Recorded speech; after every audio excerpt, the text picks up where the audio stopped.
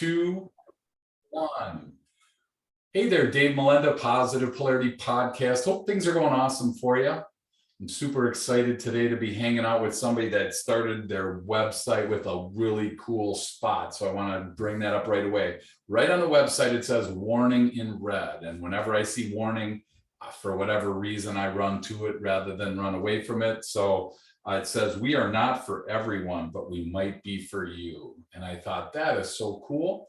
And then I found out that the person that wrote it, I'm like, oh my gosh, I know that person. So I've had some past business dealings with Emily Soccorsy. How are you today? I'm great. Thanks for having me, Dave. Absolutely. So you are the co-founder and CEO of Root and River. And I got to say, I was like, Root and River, I'm trying to figure this out, what the meaning was. And I thought, I'm just going to ask her. A whole lot easier. So fill us in on what's going on at Root and River. Yes. So at Root and River, we believe that brand is how other people experience your soul. And so we are an intrinsic branding team that helps leaders and organizations uncover and articulate the foundational elements of their brand. And we're talking about language, we're talking about mission, we're talking about message, your brand category, and what makes you different and how to express that to the world. So there's lots of different aspects of brand. Sometimes brand can mean the visual brand. Sometimes brand can refer to the digital footprint. What we work on is that foundational language of the brand, basically how you express your brand to the world. Well, that's like really all of a sudden I'm hearing all these brake lights, or I'm seeing the brake lights, hearing the brakes go on for all these entrepreneurs listening right now, Emily, because they're like, oh my gosh, mission, message, brand, strategy, soul. It's like, oh my gosh, I gotta sell something, or I gotta fix something, right? So how do you help somebody in that spot? Because I see a lot of people, marketing is kind of such a awkward term. They don't know they know they need it. Most people are at that spot where they know they need it, but they're not really sure what it is. Mm-hmm. So Yeah. how do you come alongside somebody listening today? What's kind of the starting spot, I guess we'll put it that way. Yeah. So usually our clients find us when they feel like there is something missing in how they're expressing their message, that they're just not getting, they're not conveying the passion that they have for what they do, and it's falling flat. So marketing is totally overwhelming. Actually, we think marketing ruins everything. And the alternative to that, to marketing, is to have a very simple, unexpected, and emotional message, and actually a set of language that you can use, like a lexicon that's really comes from your deep convictions, your beliefs, from the what you're trying to bring to the world. And most of our clients are people who really are wanting to shift their industry, shift the community, or shift the world through the work that they're doing with their brand. So they're drawn to us, and they've probably been taught that marketing is, a lot of people come to us like, marketing, it's like about getting all the people. I'm so sorry. That's all right. That's say live TV. This is awesome. Yes. More people wanting you to help them. That's even all the better. people, see, they're talking right now. It works. Cool. All the people to pay attention to them, which is so difficult. Yeah. And there's so much noise. Yeah. But really, what we teach people is that branding is much more about repelling than it is about attracting. So we want to repel the people who do not believe what we believe as quickly and efficiently as possible, so they never come into our ecosystem and become a drain of their time, resources, and energy. So if any of your audience is listening and they're like, oh, if they've ever had to fire a client, and they say something like, I never should have taken that client in the first place. Sure. Good branding can act ahead of marketing and can help you create that moment of heck yes or heck no with your message, so people can come in if they're meant to, or bounce away immediately if they're not. So that's why the warning on the front of the website is, we're not for everyone, but we might be for you then. That's correct. Yes. And we teach our clients that same idea. Mm-hmm. Oh, brilliant. And so it's so funny today, we think everybody should be a client. There are certain people that say, hey, everybody should be a client. There's no reason that it shouldn't be. I don't think there's a right or wrong to it. It sure sounds like your method keeps the pipeline flowing a lot more effectively because there's not people in your sales pipeline, so to speak, that should be there. So that must be a hard message though, Emily, for entrepreneurs to grasp at first, because I'm like, oh my gosh, like just happened, the phone rang, it's a customer. We got to stop everything we're doing, which is great. I love having a great customer experience, but then you find out it's not even the right customer. So how do you help people with that mindset shift? Because that's got to be pretty tough. Yeah, I think it goes to what I said earlier. It's when you have clarity of who you are great at serving and who you love to serve and who's really looking for you, and you are wrapping the messages that you put around those ideas, then the people that are coming in they make you better. Okay. You serve them with more joy and more fervor, and then they become sources of referral for you. Your client acquisition costs go down. So what we try to do is, first, our main premise is always to go inward. So we don't define brand by, what people want to hear or who are the people that I'm looking for. And in our terms, your audience is really the people who are already looking for you because of some past experience that they've had. And we've been taught all this stuff about how you need to convince and you need to hit pain points. Yeah. We don't believe that. We take a more humanistic approach. If you are very solid, you're clear on who you are and who you're here to serve, and you can express that clearly, then those people will know when they find you, oh, it's Dave. I've been looking for somebody just like you. Yeah. And now the energy is much more propulsive, or there's this momentum to it. And as entrepreneurs and small business owners, that is vital. Your energy is your most valuable resource, as we know how hard and draining it can be to be out here. So you're actually saving energy, you're saving time, you're saving money when you take time to pull over and invest in your brand and understand those foundational elements. See, and there went the other half of the audience that was listening, because you just said pull over. It's like, oh my gosh, man, I gotta go so fast, Emily. I can't pull over. I gotta speed up because I'm passing people that are on the side of the road. And it's so hard for us as entrepreneurs. I totally get what you're saying. It's hard to slow down. I've been hearing more and more, slow down to speed up. Go slower to go faster type of stuff. And I think that's where we first met, was at, TTI, where it was really about the science of self and trying to understand yourself. And I think that's really where it starts. If I don't understand myself, if your client doesn't understand themselves, and quite frankly, the listener today, if they don't understand themselves, it's really hard to do much engagement because you really don't know where to begin. So I really think that that's an awesome spot.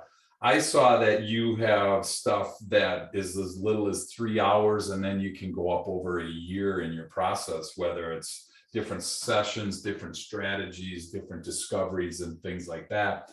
And I think that's one thing that I know when I owned my business in the 90s and in the 2000s, when we were marketing our company, I was always fearful of marketing because it felt like it was a really big black hole that, oh my gosh, I was told I could never experience an ROI on my money. I'm like, well, why am I putting this money in and nothing's coming out, right? Yeah. So, I mean, it's got to be tough for you to, again, help people understand the marketing. You said you don't even, some of the marketing out there is really noise, like you mentioned. So, are you running into people that are really in that mindset that they don't need marketing at all? Or is pretty much everyone realize they need it, they just don't know what to do once they realize their need? I think that most people know they need to market, Yeah. And they don't know what to do or how to take that in small bites. And a lot of times people get into building a website or starting an email campaign or newsletter, kind of low-hanging fruit marketing activities, and they quickly realize that they don't know what to talk about. Yeah. They don't know what to say. And so the first step is always understanding, what to say. If you were going to go make a presentation, you prepare your remarks ahead of time. But we Sure. walk into business situations every day, whether that's online or in person, mostly online, right, for the last few years. Yeah. And we don't come prepared with those ideas. And so it's interesting you mentioned the science of self. That's really a phrase, a category that I helped develop when I was at TTI to Okay. encapsulate what TTI was all about. Sure. Prior to the invention of that language, that brand language, we were calling out all kinds of different things within that ecosystem. Right. So you just illustrated my point about Yes. how Yep. vital brand is. Brand is really, I distinguish brand versus marketing this way. Brand marketing is having conversations. Brand is knowing what you want to say in those Mhm. conversations. And so it's a crazy world out there. And I will say to entrepreneurs, I'll say to your audience that if you feel overwhelmed with marketing, you are not alone just by the thought of it. And I would say there are a lot of people that are telling you, oh, you have to do this, you have to be here, you've got to start with this.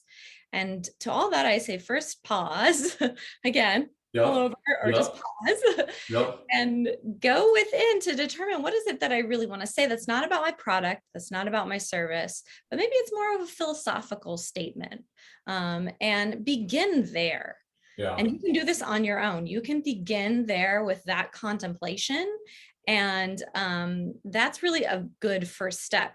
Don't just start throwing spaghetti at the wall in terms of marketing. First of all, you're going to get tired, you're going to feel drained. It's not going to be effective. So don't waste your time or money. Get clear on what you want to say first in some capacity, and then pick one thing, pick one platform, pick one way of communicating, and start telling some stories around that idea that you come up with.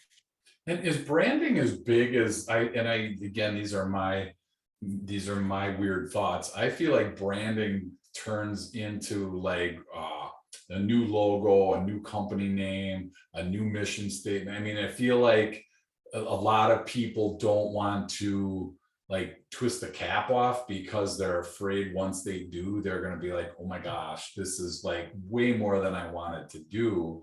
I mean, is that typical, or can you brand your existing company and not feel like you're going to have just a massive overhaul?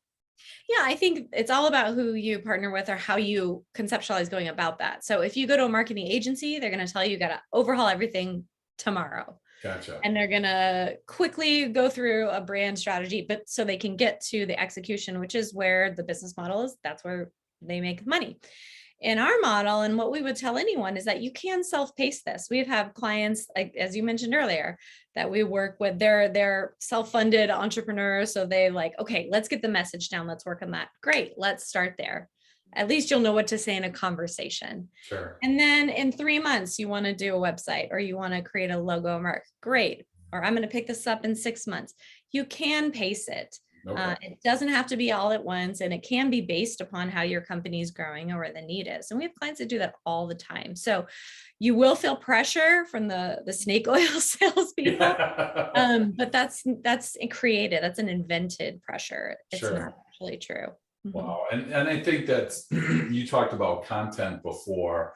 That's got to Mhm. be really hard in that whole process to, there's got to be like an overwhelming, I know that when we did our website the first time and then you reiterate a little bit along the way, Mhm. it's kind of like, wow, what content am I going to come up with? Where am I, how am I going to say it right? That's where I think you were talking about the wording and the language piece. That's where you guys really specialize, then it sounds like, correct? Yes, absolutely. So we help you not only get clear on your message that you can use for the foreseeable future, but we also help our clients create categories. I mentioned earlier the science of self. So Yeah. that's the larger conversation that you want to own in the market. If you want to long term be a thought leader, you want to write a book, you want to create a real bigger conversation, almost a niche within your market, we can help develop, okay, what is that? What do we call that? What's it all about?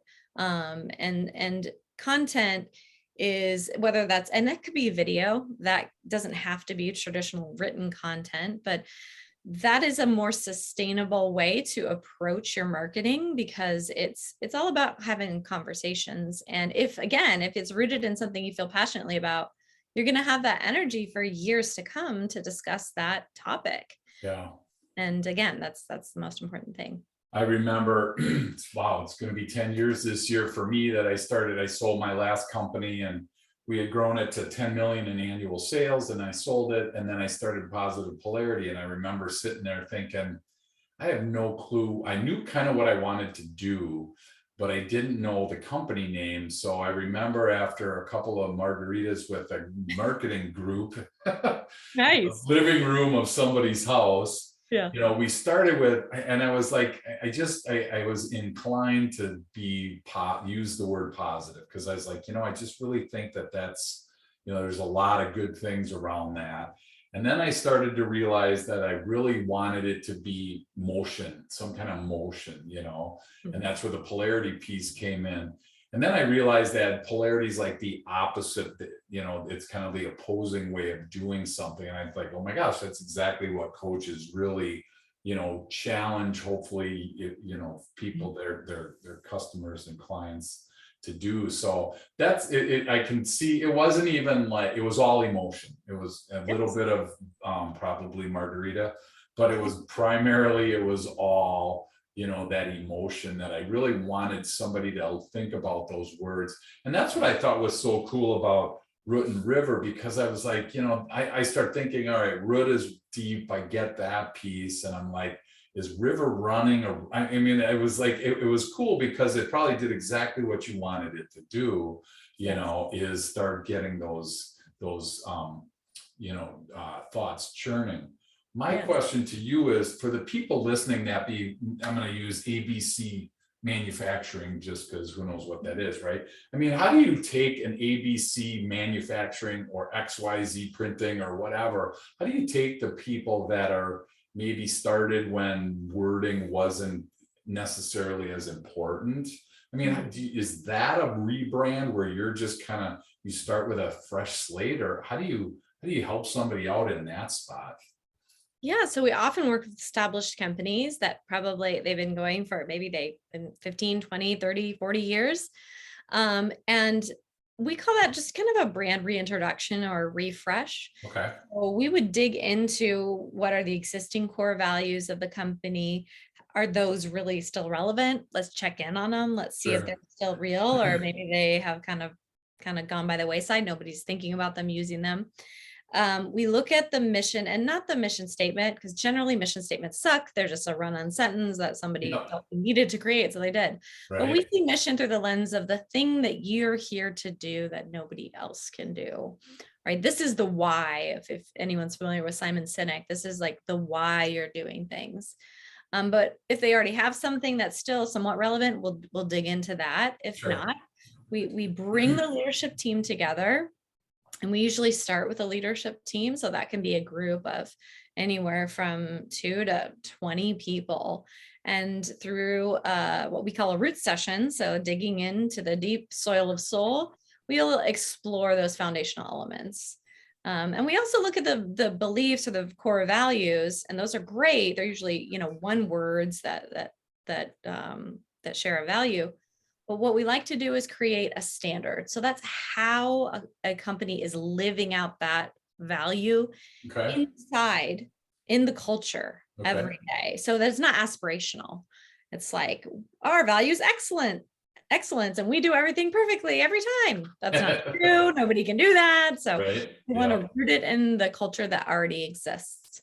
And we want to make it very real. So it is a, you know, deep dive into the roots, but it's also about making it real in the everyday, which alludes to that river. Gotcha. So we help that leadership team kind of come together, excavate those pieces, and then refine them so that they're usable. And that's, I mean, I think that's so funny that you bring up the mission statement piece. You know, I think, I can't remember, but I believe the statistic was almost 3 out of 4 people don't believe that their company actually abides by their mission statement. I mean, it was a high number. And so it's like, if you're gonna do it, I always think it's weird when you go to these customer offices or these corporate facilities and you walk in and there's like a paragraph on the wall. And it's like, all right, who in this company really could totally, say exactly what it says on there.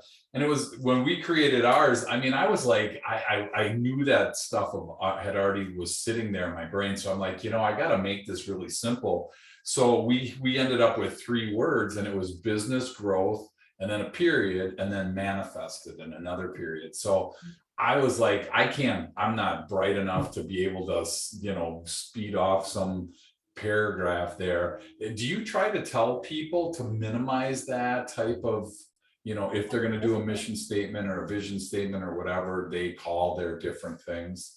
Yes.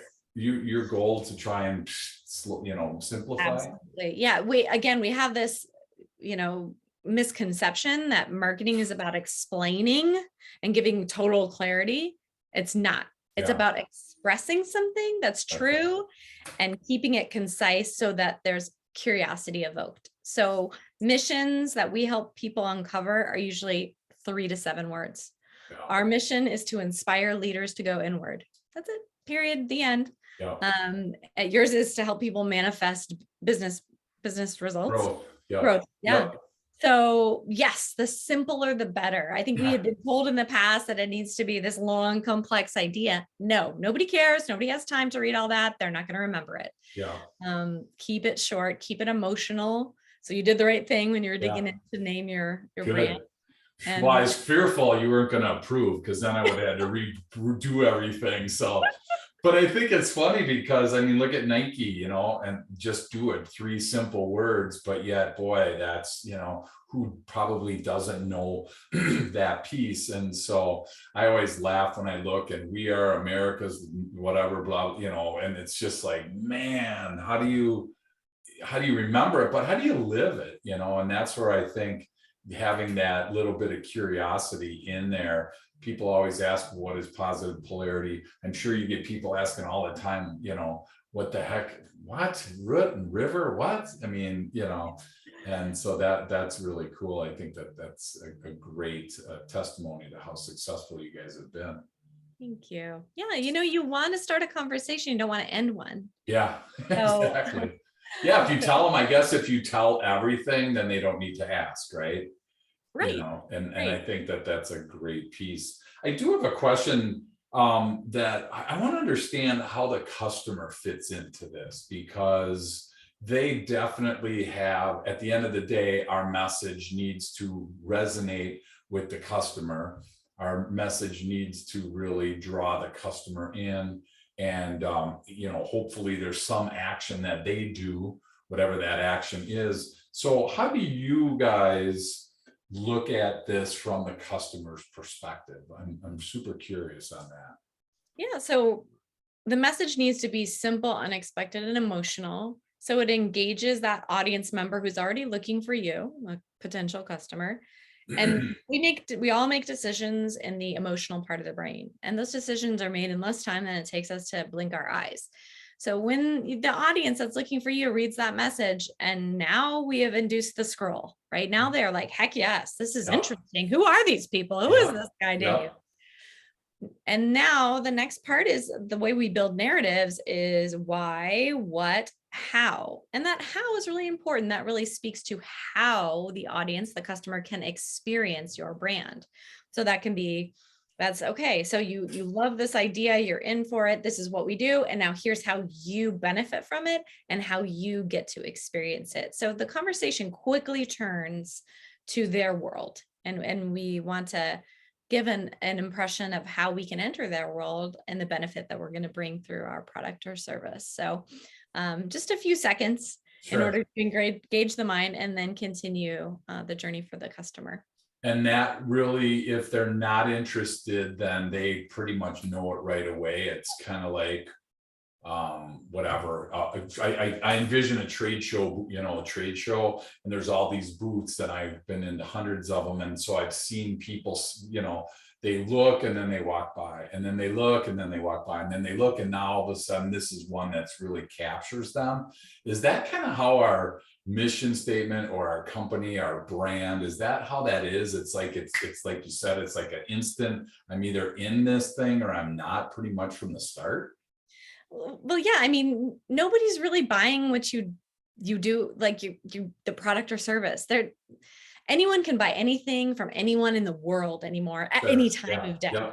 And so what we're really seeking, we are meaning making beings, and we are looking for meaning, and we are looking for connection, and we're looking for what resonates. And especially in a scenario like that, when all the booths kind of blend together, what we're looking for is the different thing. And that's what we're trained to identify. And that's what we are trained to pay attention to from a survival standpoint. And so if you are not, if somebody's asking you what you do, say, oh, I'm a coach. End of conversation. If you say, well, I believe that we all have the capacity to manifest our own business growth. Oh, okay. Tell me more. Now we've engaged something. So we have to remember that. And if it looks like marketing and it smells like marketing, it's going to be treated like marketing. And nobody likes to be marketed to. We teach our clients to use the golden rule of marketing, which is market unto others as you would have them market unto you. But think about if something is actually engaging for you, and maybe that's where you start. People love to buy, they hate to be sold, right? So they love to buy stuff and they hate to be sold something. So if somebody's listening right now and they're like, kind of thinking that maybe a rebrand is really a good option for them. Maybe they've been thinking about it for a while, and this is just kind of drudging up some old thoughts of, oh my gosh, I forgot about that. This little pandemic kind of sideswiped me or whatever. When or why should somebody really, if they're on the fence, how do they know if they really, if rebrand is a good idea, or is it always a good idea? I'm curious what your thoughts are on that. I think, is it always a good idea? No, I'm sure. I stumped her. Oh my gosh, you guys, this is it. First time here. You found it here first on Positive Polarity Podcast. Emily had to think about it. It's not always a good idea. I mean, at certain moments, you probably not. But if you've been feeling like what you're saying isn't resonating anymore, maybe it's not resonating with you. It needs to resonate with you first. It's certainly not resonating in the market, or just things have shifted. And I think that's going around right now, right? Absolutely. We have all just changed. We've been through a massive transformational experience, but we don't yet know how we ourselves have transformed. And that's true within us personally, and that's true for our companies. And in a very competitive hiring market where everyone's trying to hire, attract talent, the number one thing that people are looking for is that meaning aspect. So they want to go work for brands that are aligned with what they believe. Now, if you're trying to hire them and you don't actually know what your core values are, or they've got really old and musty, that's when you know that. And if somebody asks you that question, a candidate asks you, what's your mission? And you can't answer, or you're fumbling around, that's a great sign that it's time to rebrand. And again, that can be, you can start small and scale up and get into the project, but beginning with those foundational elements is vital. Cool. So this is a really this is going to be controversial, but I'm going to ask it anyway. Do you think that you could ask your customer about could I ask my customer, do I need a rebrand? Could I solicit their feedback to really understand my point of view? Because a lot of people listening, we all have blind spots. And so my next book I'm working on right now is on business blind spots. And it's interesting because if I don't think I need a rebrand, if I think everything around me is just fine, and then Emily comes along and says, hey, maybe you should do that. I'm fine. And it's not that I oppose your idea. It's just a blind spot that I have, that I really don't think, I need this. So I'm curious if people are thinking that, is it a good idea to maybe ask some other people around you, i.e. your customers, or will you get yourself in more hot water than you think it's worth? Well, we always coach our clients that we don't want to ask people what they think, because immediately when you're asking them what they think, it's invoking all of our set of biases, which are extensive as human beings. And now we're trying to formulate a rational argument to answer said question. Sure. Much better if you wanted to engage in conversation with a couple high value clients of, what does my brand evoke for you?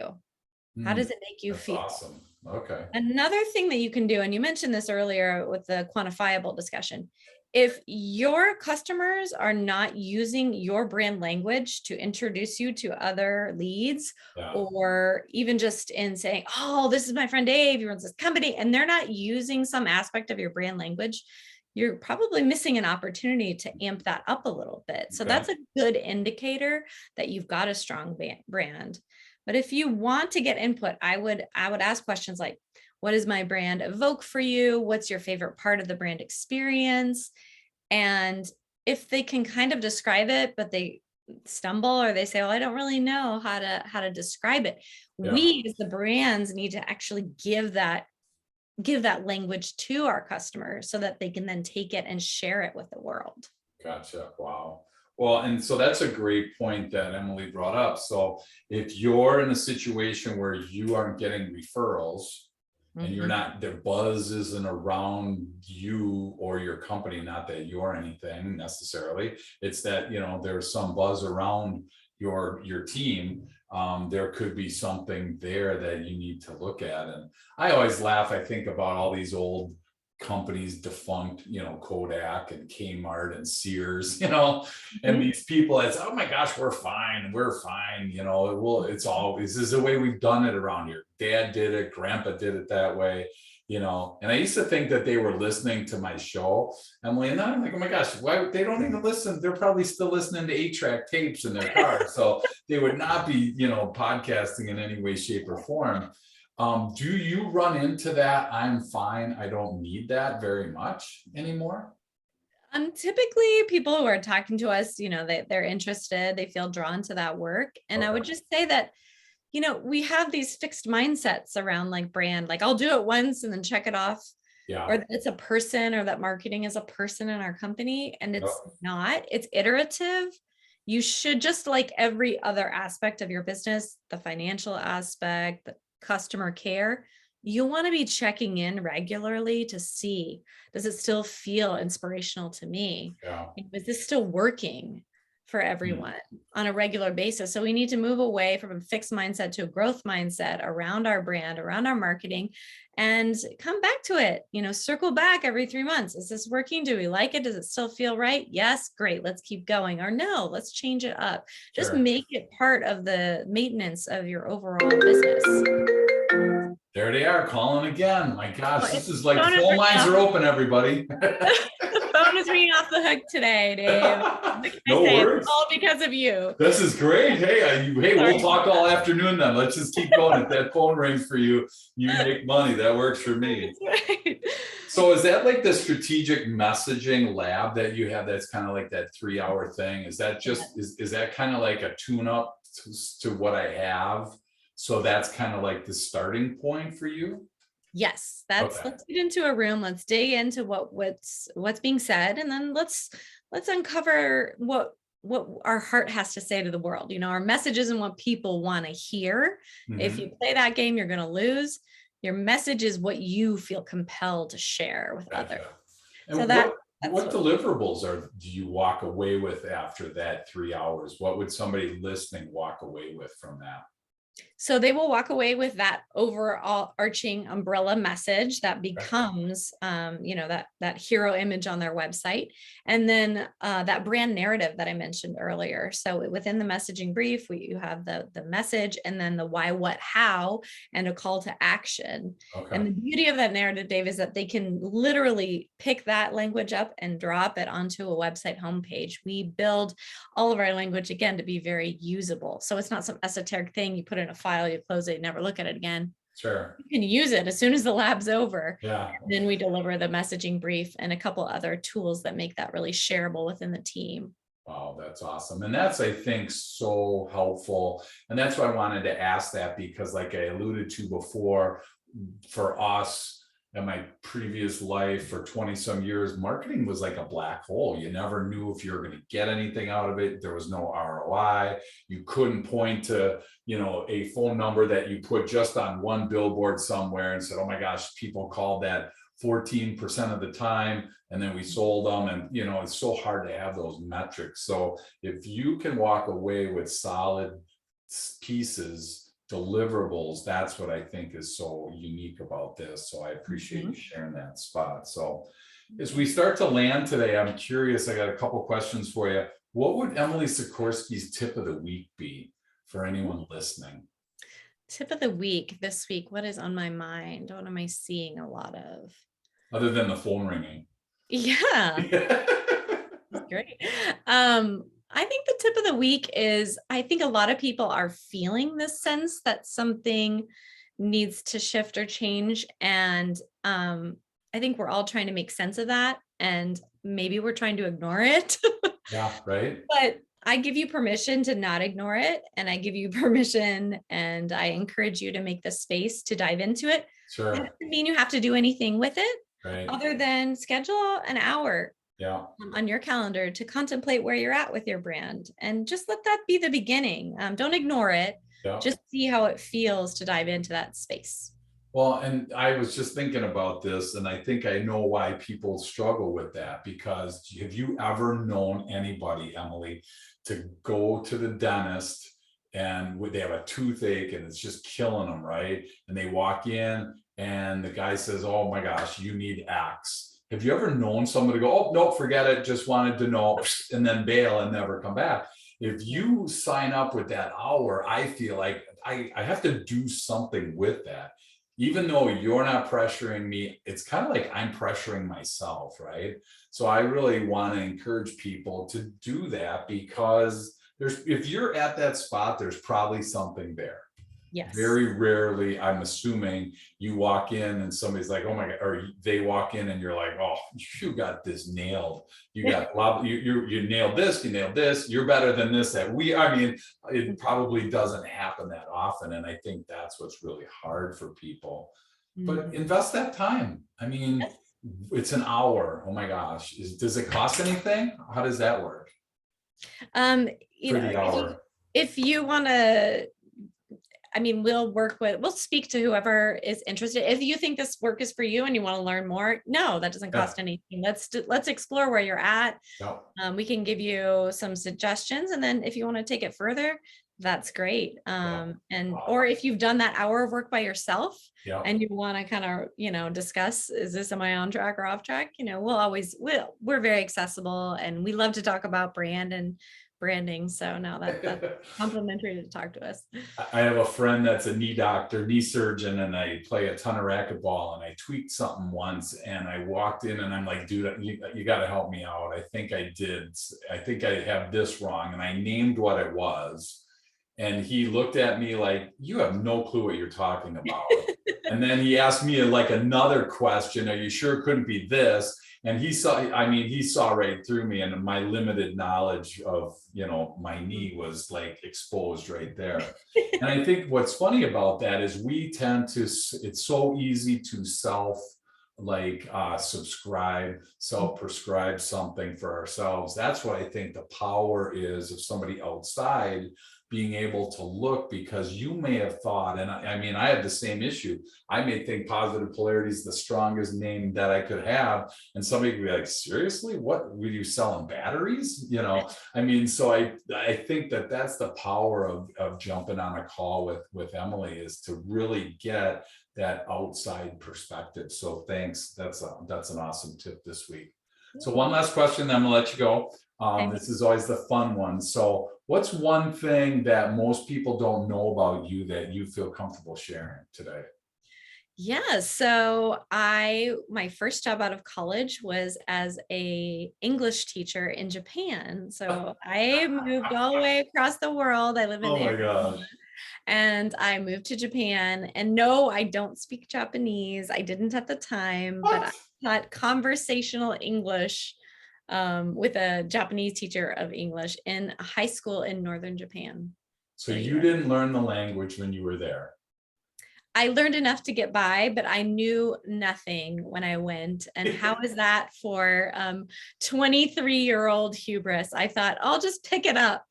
Honestly, Honestly, Dave, I did. Wow, I know like egg roll, chopstick, chop suey, I mean, that would be the extent of what I would know. Oh my God. I had nothing, but yeah, so I've kind of experienced what it's like to be illiterate in a culture, which was interesting and Yeah. very humbling and growthful. But yeah, so my career started abroad and then That's came so back. cool. Well, thank you for coming back.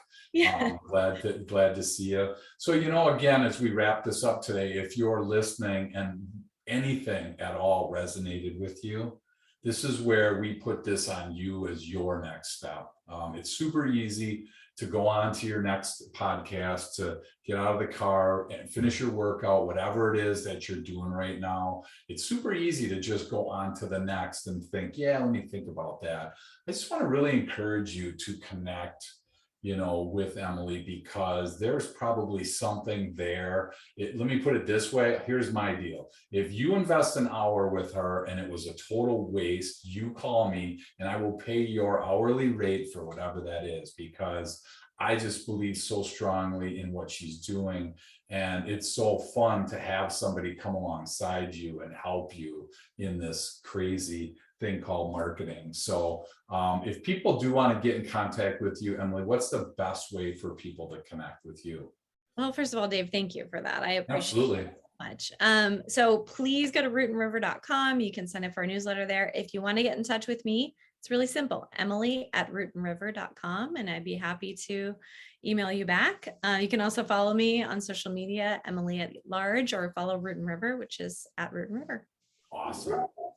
Yep, and there we go. The dog says it's time. This is, I didn't realize there was actually sound effects today, Emily. If I would have known that, I would have totally approached this different. So yeah, you're welcome. You're welcome. yes, thank you. That's what I'm saying. This is awesome. So this is great. So thank you again so much. It's been a long time since we caught up. Thank you for filling me in and filling our listeners in all over the world as to what is going on in Arizona for you. And again, please do yourself a favor. If this is at all, tugging at your heart, just jump on one of the social media pieces, go to the website. There's stuff there that will help you determine if this is something that can help your business, and business growth is what we're about. She loves it, and hopefully you enjoy it as well. So thank you again for hanging out, and look forward to learning more from you. Thank you so much for having me.